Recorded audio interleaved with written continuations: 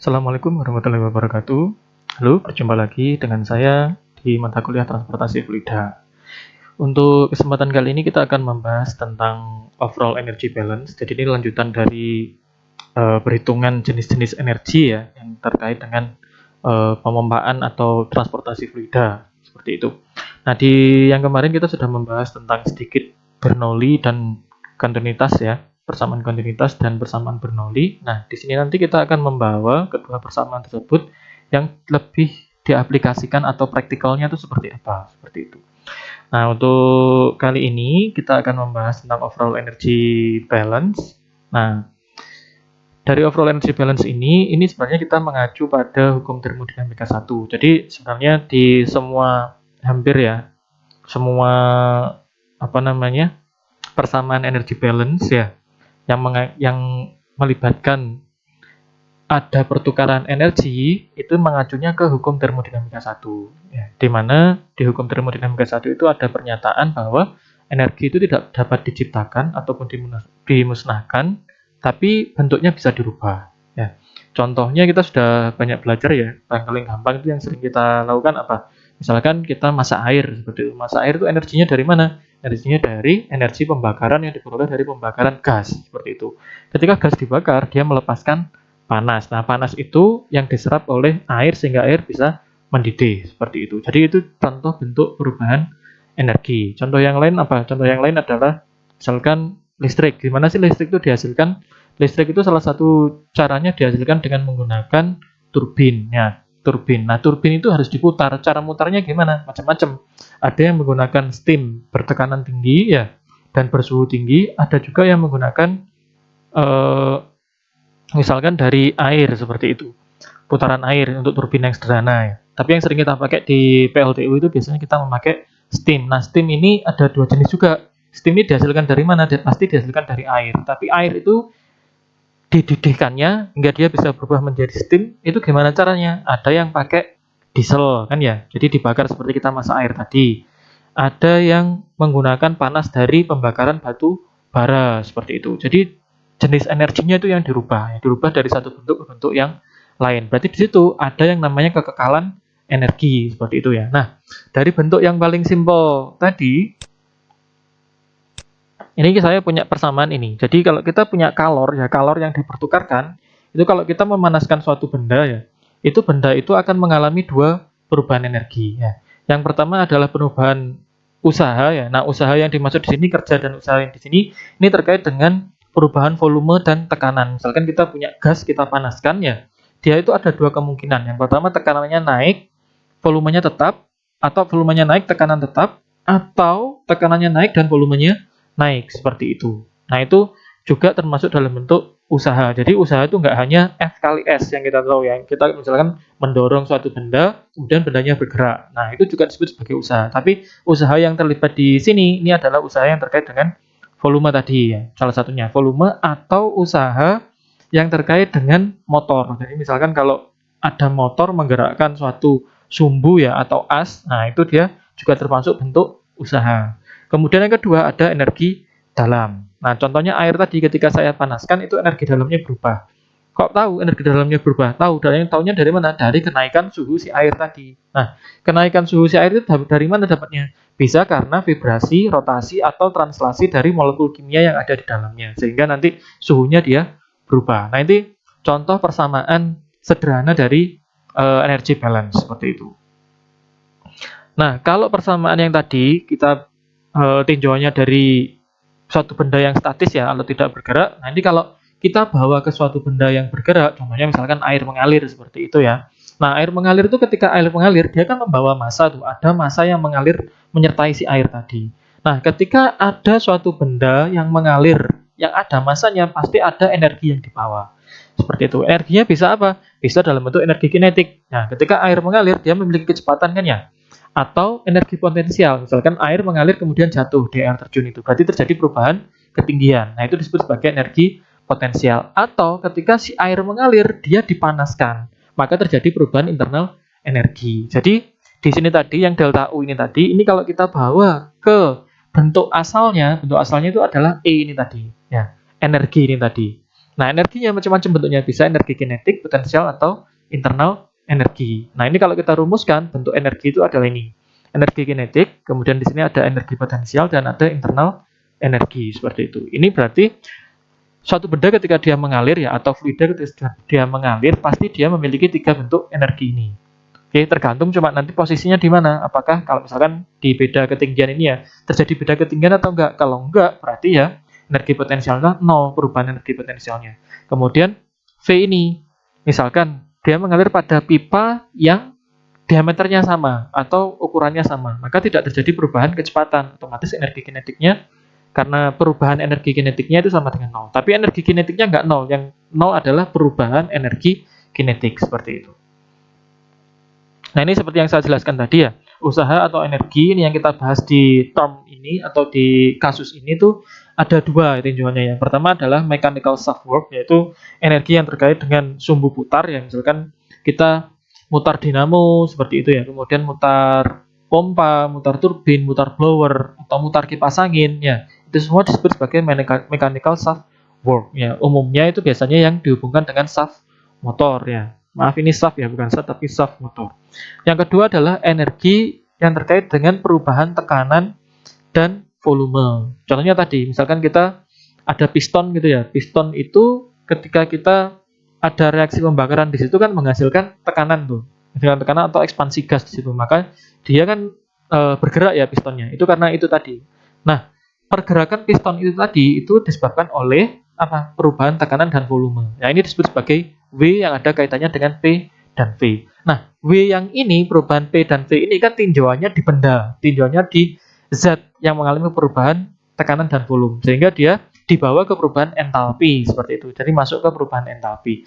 Jadi entalpi itu sama dengan energi dalam ditambah dengan kerja atau usaha yang menyebabkan perubahan tekanan atau volume. Ini sudah dibahas di mata kuliah termodinamika ya. Jadi ya, tinjauan kita hanya 2 ini tadi. Oke. Nah, ini tadi seperti yang dijelaskan di awal tadi ya, ini penurunan rumus untuk overall energy balance. Kita punya persamaan yang awal tadi adalah E sama dengan Q minus V. Sedangkan nilai E ini tadi kalau kita jabarkan dia terdiri dari 3 ya. Ada energi kinetik, energi potensial, dan internal energi. Oke, berarti di sini nilainya ini tadi ya, ketiga energi ini sama dengan Q minus V. Sedangkan nilai V ini tadi itu kan terdiri dari 2, ada Vs dan W tadi. Oke, jadi seperti ini. Nah, ini kalau kita tukarkan ya, nilai W-nya ini kita pindah ke ruas kiri, oke, maka di situ akan muncul U plus W, sedangkan W di sini itu sama dengan P kalikan V, sehingga V kuadrat per 2 atau energi kinetik ditambah dengan GH, energi potensial ditambah dengan U plus PV. Nah, U plus PV ini adalah entalpi ya, perubahan entalpinya sama dengan Q minus WS. WS ini bisa energinya si pompa, motor, atau energinya yang berhubungan dengan sumbu putar tadi. Sehingga kalau ini kita lebih sederhanakan, jadi dapat di sini. Entalpi ditambah dengan energi kinetik ditambah dengan energi potensial itu sama dengan Q yang terlibat ya. Q ini bisa masuk, bisa keluar ya.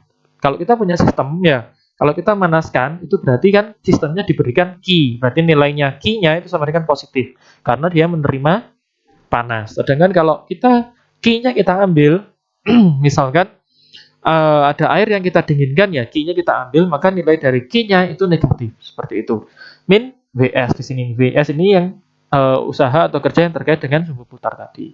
Nah, di sini nilai V ini berkaitan dengan Reynolds number ya, atau jenis alirannya itu tadi jenisnya masuk ke laminar atau turbulen, karena nanti faktor koreksi kecepatan itu akan diaplikasikan ketika jenis alirannya berbeda, seperti itu. Misalkan kalau kita punya aliran yang jenisnya itu turbulen, maka nilai alfa atau faktor koreksinya di sini nilai alfanya itu sama dengan 1. Kalau kita hitung NRE-nya ternyata dia masuk di aliran laminar, maka nilai alfanya itu sama dengan setengah ya. Jadi bentuk persamaannya kalau kita masukkan nilai alfa itu sama dengan H plus V kuadrat average ya, bagi dengan 2 alfa, ini faktor koreksi ditambah dengan GH sama dengan Q minus WS, seperti itu. Nah, ini yang disebut sebagai overall energy balance, tapi ini hanya untuk tinjauan dalam satu titik atau tinjauan pada satu titik. Sedangkan kalau fluida mengalir, itu kan mengalir dari satu titik ke titik yang lainnya, dari titik 1 ke titik yang 2, atau titik A ke titik B. Contohnya ini,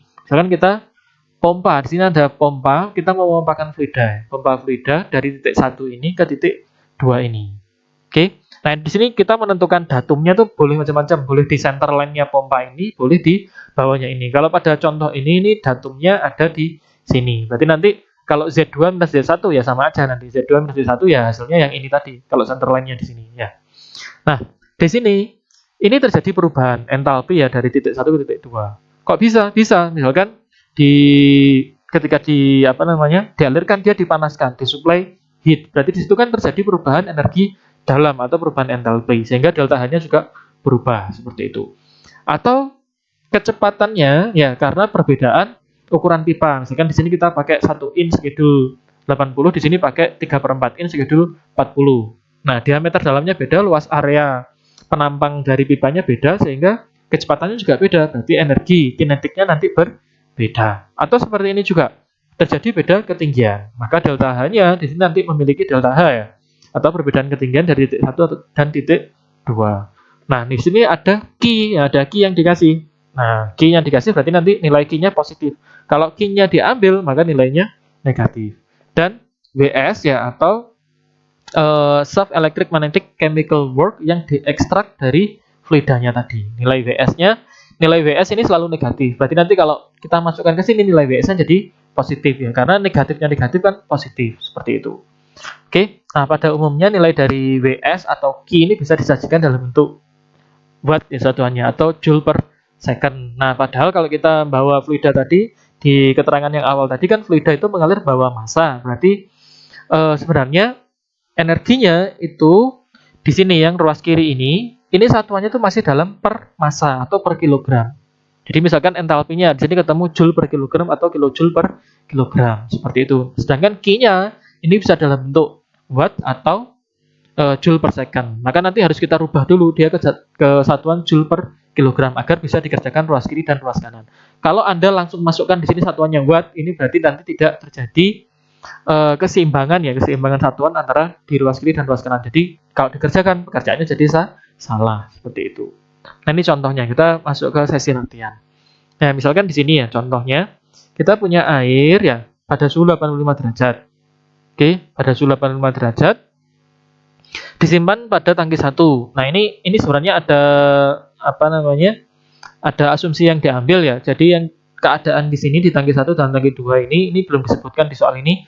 Asumsi yang diambil adalah dia pada keadaan jenuh. Pada keadaan jenuh itu artinya dia pada kondisi mau mendidih seperti itu. Jadi liquid yang sudah pada keadaan titik didihnya, tapi belum berubah fase. Ya, jadi masih bentuk liquid seperti itu. Dipompa menuju tangki ke-2 dengan rate itu 0,567 meter kubik per menit. Ya, kemudian daya motor dari pompanya sendiri itu adalah 7,45 kW. Nah, ini yang saya bilang satuannya masih watt. Ini nanti nggak boleh kita masukkan seperti ini. Ini harus kita rubah ke dalam satuan joule per kilogram agar sama ruas kiri ruas kanannya. Nah, selama proses pemompaan ini, airnya itu didinginkan ya. Jadi Q-nya diambil sebesar 1408 kW. Ya. Nah, ini salah ini. Ininya anak panahnya harusnya kalau diambil itu anak panahnya keluar ya. Ini anak panahnya masuk itu tandanya diberi. Ini kurang tepatnya seperti itu. Oke. Kemudian water yang telah didinginkan atau air yang telah didinginkan itu dipompakan ke tangki yang tingginya 20 meter di atas tangki pertama. Oke. Di sini kita disuruh menghitung suhu ya di tangki 2 ini, oke, dengan mengabaikan energi kinetik, oke, karena tidak ada perubahan. Asumsinya berarti tidak ada perubahan ukuran pipa, sehingga nanti delta V kuadratnya itu sama dengan 0. Seperti itu berarti otomatis nilai perubahan energi kinetiknya 0. Nah, dari sini kalau kita analisa, dia hanya ada apa? Ada perubahan entalpi ya karena dipanaskan. Oke. Kemudian ada perubahan energi potensial karena adanya perbedaan ketinggian. Kemudian ada Q yang diambil dari sistem. Oke, kemudian juga ada energi dari pompa seperti itu. Ini kalau kita kerjakan ya, coba kita kerjakan di Excel di sini. Nah, ini kalau kita kerjakan ya seperti ini. Ini coba saya kerjakan dari sini. Kita buat tabel seperti ini ya dengan asumsinya kita tulis dulu liquid dalam keadaan jenuh, kemudian Di sini kita tulis tidak, atau gini, insert ini delta EK sama dengan 0. Gini ya. Karena tidak terjadi perubahan kecepatan tadi, di soal dijelaskan seperti itu. Delta EK sama dengan 0. Ini asumsinya. Oke. Nah, di sini kita buat tabel dulu sini. Ya, di sini kita tuliskan Q, WS, delta H, dan G-nya dulu. Oke. Q-nya kita tuliskan berapa di sini? Q-nya tadi ada 1408. 1408. Ini Oke, 1408 itu masih kilowatt. Kita rubah dulu ke watt. Rubah ke watt berarti dikalikan 1000. Nah, watt itu sama dengan joule per second. Ya, joule per second. Nah, di sini kita nggak tahu. Ya, kita nggak tahu. Kalau dia dirubah joule per kilogram berapa, kita belum tahu. Karena kita belum menghitung nilai dari 0,567 ini. Kalau kita rubah ke kilogram berapa, kita belum tahu. Maka joule per kilogramnya kita hold dulu. Tidak dihitung dulu. Nanti dihitungnya setelah kita menghitung massa. Ya. Nilai WS-nya juga sama. Ya, WS-nya di sini kita rubah dulu ya. Nah, di sini nilai WS itu bernilai negatif ya. WS negatif. Jadi 7,45 ini kita tuliskan di sini negatif. Nah, ini untuk Q-nya ini saya tulis negatif karena apa? Karena dia melepas panas atau panasnya diambil atau didinginkan ya. Kalau didinginkan berarti kan panasnya keluar dari sistem, maka nilainya nih negatif. Oke. Ini juga kita rubah ke watt ya, dikalikan 1000. Di sini kita isi delta H-nya tadi. Ketemu delta H-nya di sini berapa? 20, kemudian G-nya kita pakai 9,8 ya. G-nya 9,8. Di sini delta H-nya kan 20. Oke, setelah itu kita buat tabel seperti ini ya. Ada tabel variabel seperti ini. Oke, kita isikan ya di titik 1 itu temperature-nya ada 85 ya. Nah, di sini kita mencari densitas. Oke, densitas pada suhu 85. Nah, ini karena kita asumsinya dia berada keadaan jenuh, maka kita tidak bisa memakai properti air yang pada pada tekanan 1 atm itu nggak bisa kita pakai ya, yang di appendix berapa itu saya lupa. Di appendix ini, di appendix A23 ya, ini nggak bisa kita pakai ya, di appendix ini nggak bisa kita pakai karena asumsinya kita pada kondisi jenuh. Nah, kalau pada kondisi jenuh ini yang kita pakai yang mana? Kita pakai tabel dari steam table ini ya, dari steam table. Nah, steam table ini adalah kondisi saturated steam atau pada kondisi jenuhnya dia. Oke. Nah, di sini kalau kita cari di sini kita nggak ketemu nilai dari densitasnya berapa. Yang ada adalah spesifik volume. Nah, kita tahu kalau densitas itu sama dengan seper spesifik volume. Jadi rho itu sama dengan seper V atau seper V spesifik volume ini.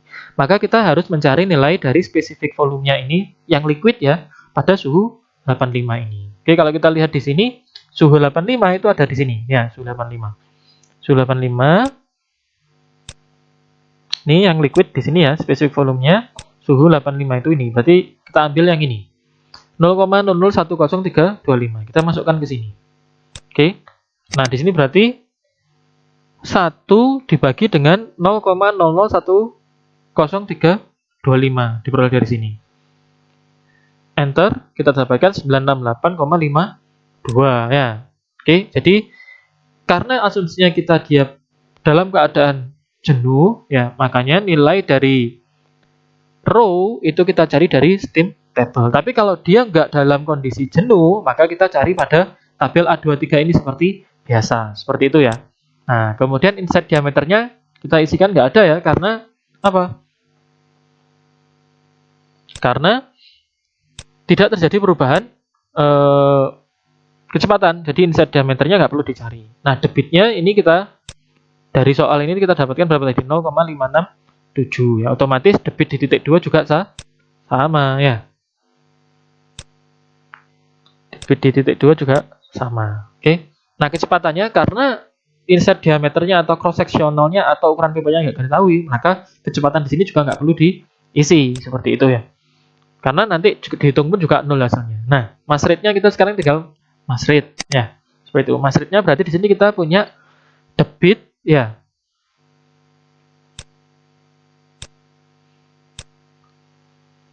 Debit di sini kan rho sama dengan M per V. Berarti M sama dengan rho kalikan V. Berarti debit kita kalikan dengan densitas. Oke. Nah, di sini satuannya kan kita mintanya kilogram per second. Ini satuannya masih per menit. Maka nanti dibagi 60 di sini ya.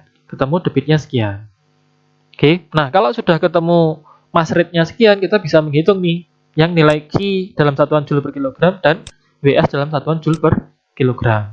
Ini kalau kita ini yang tadi ya, watt Joule per second dibagi dengan mass rate-nya di sini. Oke, begitu juga untuk yang WS ini. Oke, dari sini ini W yang ini dibagi dengan mass rate-nya di sini. Oke, kemudian kita lanjut untuk menghitung entalpi. Nah, di sini entalpi itu kan biasanya kita pakai rumusnya MCP delta T, ya. Tapi di sini karena berhubung dia itu adalah steam jenuh, ya. Berhubung dia itu adalah liquid jenuh, maka di sini sudah disediakan entalpinya. Jadi kita mengambil entalpi dari sini saja, ya. Nah, di sini entalpinya untuk yang liquid, saya kecilkan dulu. Di sini ya, entalpi untuk yang liquid suhu 85. Sini liquid ini 335,90. Satuannya tapi masih kilojoule per kilogram ya. Berarti ini kalau kita satuannya minta joule per kilogram maka dikalikan dengan 1000 seperti itu. Oke, ini untuk titik 1. Ya, kita nggak tahu titik 2-nya berapa. Nah, di sini yang bisa kita hitung apa sih? Yang bisa kita hitung berarti adalah entalpi yang ada di titik 2 dari persamaan ini kan. Ini H2 minus H1 sama dengan ininya 0 ditambah G kalikan delta H. G-nya sudah tahu, WS-nya sudah tahu. Ya kan, kita suhunya di sini nggak tahu. Oke, maka yang kita cari adalah entalpinya dulu. Nah, entalpinya ini kita peroleh dari ini tadi.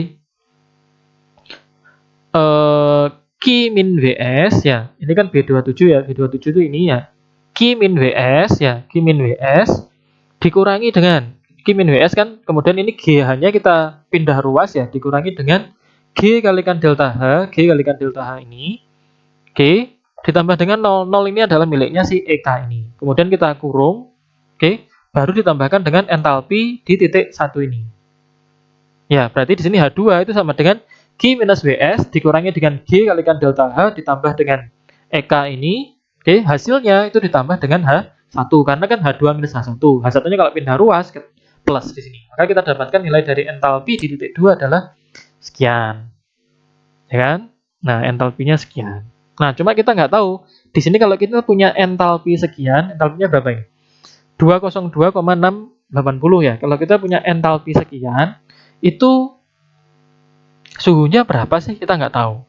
Ya, makanya di sini kalau ditanya entalpinya sekitar di sekitar 202 itu berarti di mana? Di sini ya, 202. Di sini sekitar di sini antara 188 sama 209. Makanya kita nanti perlu mengadakan apa? Perlu mengadakan interpolasi. Nah, di sini kita coba kita interpolasi ya di sini. 202 tadi di mana letaknya? Di antara ini 188. Berarti di antara suhu 45 dan 50 ya, 45 dan 50. Oke. Ini saya tutup dulu. Oke. Nah, kita interpolasinya pakai persamaan yang sederhana ini ya. X min X1 per X2 minus X1, Y minus 1, Y2 minus 1. Ini nanti T-nya kita asumsikan sebagai X ya. T-nya sebagai X, kemudian entalpinya sebagai Y di sini. Oke. Nah, di sini kita baca pada saat T1, T2, ini T ini yang mau kita cari ya. Kita belum tahu nilainya berapa ya. Dan H1, H2 dan hanya ini tadi ya. Oke, hanya H ini tadi. Oke, jadi sini H1 dan H2-nya. H1 dan H2 kita baca di sini. Pada suhu 45, H1-nya adalah 188,45 ya. H2-nya pada suhu 50 itu adalah 209,33. Kemudian hanya yang di sini, ini berarti yang satuan sini tadi ya. Satuan joule per kilogram ini kita bagi 1000 agar sama-sama kilojoule per kilogram. Oke. Nah, dari data yang kita ketahui tadi, kita masukkan ke sini ya. Masukkan ke sini. Masukkan ke sini. Nah, ini kita hitung dulu berarti hitung Y ya, Y-nya dulu ya. Berarti Y minus Y1 ya, ini B55. Oke. Y minus Y1 atau H, berarti ini Y-nya itu H. H minus H1 ya, 202 kurang 188 dibagi dengan Y2 minus Y1, 209 bagi dengan 188. Oke. Dikalikan dengan ini X2 minus X1 ini kalikan ruas kan ya. Dikalikan ke ruas kanan berarti X2 minus X1 ya, T2 minus T1 1. Oke, kalau sudah dikalikan hasilnya baru ditambah dengan T1-nya ini tadi. Kan X1 pindah ruas menjadi plus T1. Ya, kita dapatkan hasilnya ini tadi. 48,408. Seperti itu. Baru ini kita masukkan ke sini ya. Oke. Nah, ini sama dengan ini tadi 48,408. Nah, di sini densitasnya berapa? Kita densitasnya nggak tahu. Berarti kita perlu menginterpolasi densitas ya, densitas dari suhu 48,408. Suhu 48 itu ada di mana sih? Antara 45 dan 50. Ya, sama. Di sini antara 45 dan 50. Kita pakai interpolasi yang kedua. Ini interpolasi entalpi ya. Interpolasi suhu. Di sini nanti interpolasi entalpi.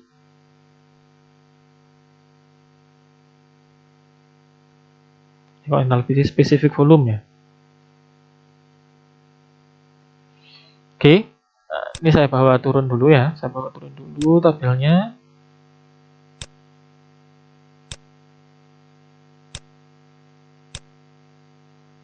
Di sini, oke.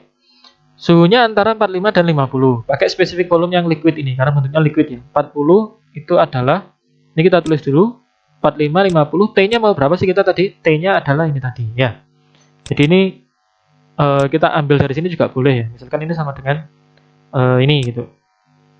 Oke. Nah, di sini nanti ada V1 ya, miliknya pada suhu 45 dan V2 50. Ini V yang kita cari. Oke. Nah, V yang kita cari ini T-nya itu sebagai X ya. T-nya sebagai X, V-nya sebagai Y. Berarti ini yang mau kita cari adalah Y yang ini. Oke, berarti kita hitung dulu ya di sini. Hitung dulu.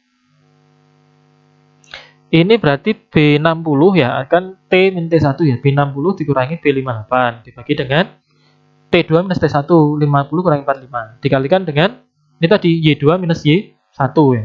Dikalikan ke sini, baru ditambah dengan Y1 karena pindah ruas. Oke, kita dapatkan nilai V-nya sama dengan 0,100 ini tadi. Maka di sini kita bisa peroleh nilai dari densitasnya itu adalah 1 dibagi dengan V-nya ini tadi.